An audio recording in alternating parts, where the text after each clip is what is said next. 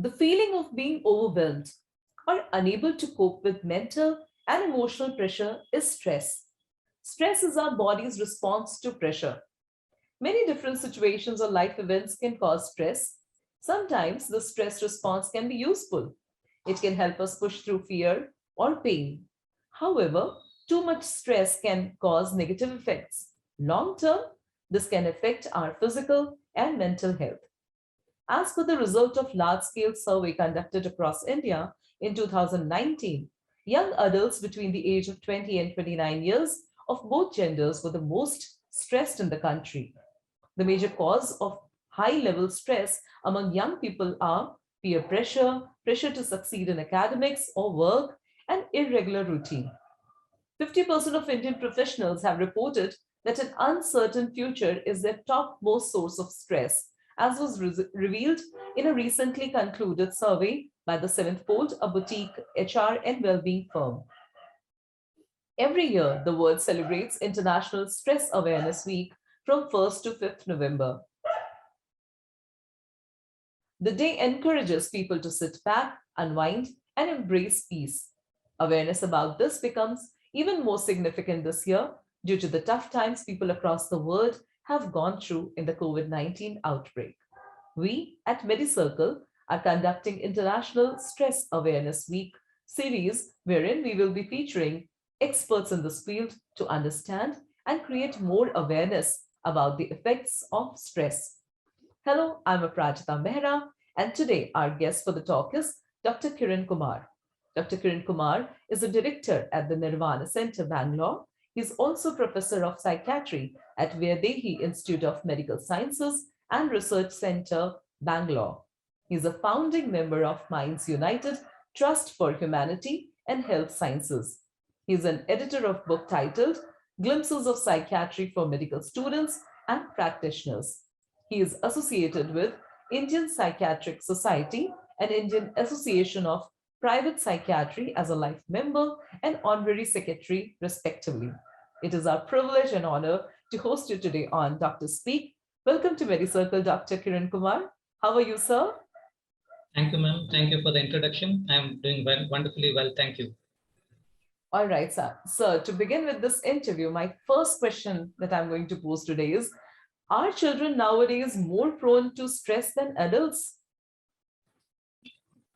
Very, very pertinent question, particularly when we are amidst a pandemic and children for the past 1.5 to 2 years are sitting in the house. So first, let us understand what is the stress. Like you said in the beginning of your introduction, it's a body's alarm. It's a body's alarm response to some kind of a stimulus that leads to an array of chemical changes in the brain and thereafter in the body, leading to a lot of physiological changes. One question that we are not probably accustomed is to understand whether children are stressed, because most of the time we perceive that their life is carefree, they have no bills to pay, they don't have a spouse to bother them, so they are probably not stressed at all. However, probably it's a very, very common myth. And what you need to understand is stress is very, very common in children and adolescents. And according to some surveys, in children and adolescents, the level of stress is much more than adults. Now, why is that?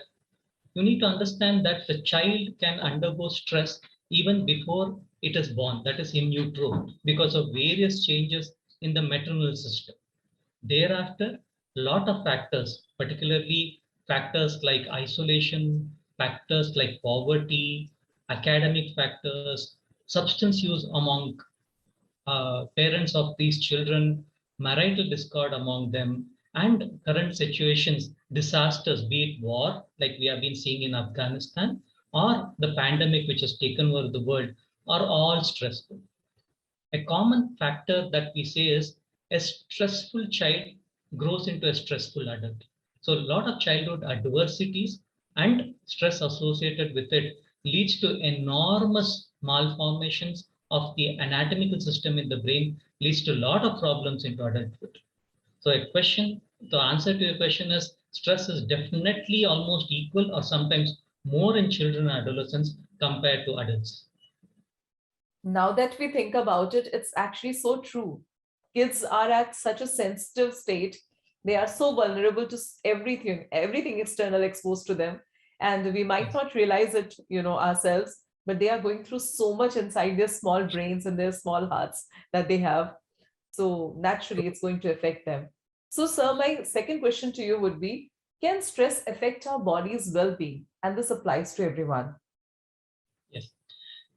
Stress, if not taken in an English parlance, the way I would talk about stress being a professional, it's a complete chemical mechanism. The way we say is it's an endometabolic and cardiovascular kind of a response where there are a lot of endocrine factors, that is chemicals. Mostly we talk about certain chemicals like cortisol.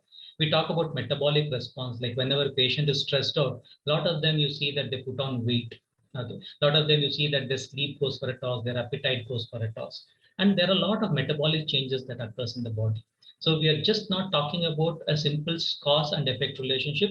Here there's a gamut of changes occurring in the whole body. Now, the same changes are required for n number of conditions, be it diabetes, be it hypertension, be it stroke, be it cardiovascular disorders, be it dementia, be it certain psychological disorders like depression, anxiety, certain gastroenterological disorders like GERDs. A lot of these things have a common factor. A lot of other disorders, be it thyroid disorders, be it sexual dysfunction, be it infertility in women, they're all related to stress. In children, So yes, true. obesity, reduced attention, reduced concentration can all be an harbinger of stress. So when I say stress, what we need to understand is it is just not at the level of a thinking or emotion that we are worrying about. The physical parameters also gets involved. A small catch in this is we are talking about something called chronic stress. We are talking about Yes, toxic stress. We're not talking about absolutely. acute stress, that there is an examination and I'm worried, I'm stressed today. That's to some extent is called as a positive stress or a new stress that is very much essential for the well-being of an individual. But anything that becomes persistent, anything that becomes chronic, that leads to toxic changes, that leads to a lot of these Mhm. metabolic and endocrine response, Right. which is abnormal in the long run. All right. So now that we've realized that children are also going through a lot, and you also, just try to explain that their body's well-being is also compromised because of it. So what care Yes, should the parents take if they see their child suffer from stress? yes. Be it the parents, be it the caretaker, or any adult that is getting involved with the child at the level of the teachers, also, I'm talking about. One, acknowledging that there is stress in children is very, very important. Otherwise, as we know that most of the time we take it for granted that children are not stressed at all, kind of thing. Okay. Once you acknowledge that stress is definitely present in children, and it's just not stress at an English level, it is much more at a chemical level, the kind of the way body is reacting to it. You do need to look out for certain red flags or certain signs that you might watch out in children. Like a child was doing relatively well till now, suddenly you see changes like the child is becoming cranky, the child is getting very clingy, the child is crying, the child is not eating, the academic performance has gone down, the child has started having certain behaviors which it had lost in the past, like thumb sucking, nail biting, certain nightmares, night terrors, etc. They're all indicators that something somewhere is happening. Probably the stress is playing on. So the adults, including parents, need to be very vigilant for these subtle changes and explore. Once you understand there are certain changes might be Right. related to stress, Mhm. communicate, be So true. empathetic, don't be judgmental. Mhm. Try to try to make the child learn certain problem solving, a positive attitude kind of a thing. You need to be a role model. You cannot expect something that you are not and understand that the child should behave in a certain way. So you need to be a role model. So a lot of these things are very, very important to first understand what is going on, acknowledge it, and then try to help out child with certain positive features, positive way of thinking, rational way of thinking, being empathetic. That's where we need to teach the parents. All right. So that, teaches them actually a lot, because the fact that they need to accept the child is going through a problem rather than it's just an attention seeking behavior or something. They need to Yes, understand the seriousness of the problem that the child is going through. And once they do yes, that, the natural empathy and, care and nurturing would definitely, take over precedence. So that is so Definitely. lovely. But if at all, even the parents are understanding the stress is there, and there is so much thing right now which has put pressure on a lot of adults also. So how should one Yes. deal with their stress now that the parents have added onus of the stress of their kids as well? So how do, as a normal human being, we should deal with our stress? Yeah. So that's a wonderful question because stress is ubiquitous. Stress is perceived. Okay. The way we explain stress is anything and everything under the sun, including the sun, can be a stressor. So you cannot Absolutely. run away with it. Okay. Absolutely. So if I want to put it in simple understanding, let us understand the three letters A, B, C. A for being aware that there is stress, acknowledging that something is producing me stress is very, very important. Okay. So no denial, be aware, acknowledge. B for balance. As I told you, there is a balance between positive stress or stress. There should be some stress in the system. Otherwise, we'll all be sleeping, eating and sleeping, doing nothing. So, but make sure that it is not going towards a negative stress. Okay. So which is called as a distress. So finding a balance, which is a very delicate balance between positive and negative stress or between eustress and distress is very, very important. Because if you don't take care of the distress component, it is going to lead into a disorder later. Okay. The last C is control. How do you control it? Once you've acknowledged it, once you've balanced it, still you think something is excessive. How do you control it? Control can be through various coping mechanisms, particularly positive coping mechanisms. Building resilience in children, understanding life skills in children is very, very important. Now, how do we do it in simple word? The way I always put it across is learn, Learn, learn what to reduce your stress. So L for laugh, laughing is very, very important. E for exercise, yes, regular exercise is very, very important. A for attitude, a very, very positive attitude. R for rest, adequate rest, including good sleep, is very, very important. N for nutrition, and adequate balanced nutrition is very, very important. So these are simple things that are in our hand, and we can learn these things to ward off stress. Oh my God, like a perfect educator, you have just abbreviated everything we tried to, make our audience aware of. You have just put so succinctly into this word, learn.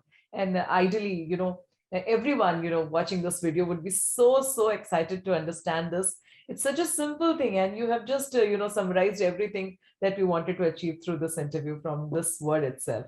So amazing. So like, I'm absolutely going to, follow this learn. And thank you so much. Any other message that you would like to give to our audience before you leave, sir? Yes, it's been a very stressful situation to all of us, particularly the current context of pandemic that we are in. And the way it is going on, it might be around us for some more length of time. And if at all somebody requires extraordinary care, empathy, love, and warmth, in this scenario is the children. We have never dreamt of a state where were sitting in the house in front of our laptops doing nothing and in a virtual world without social interaction. It is going to be having long-term repercussions, probably the way I look at it as a professional. So the more and more you invest in your children, just communicate without any barriers empathetically, it is going to be a long way in children's development in future. So that is what I would like to say. Thank you. And on that beautiful note, with that lovely message that Dr. Kiran Kumar has, told us today, I would like to thank from on behalf of everyone here at Medicircle. I would like to thank Doctor for joining us today. And it was really a pleasure having you, and we've learned so much from you. So thank you, sir. Thanks a lot. Thank you. Pleasure was mine. Thank you.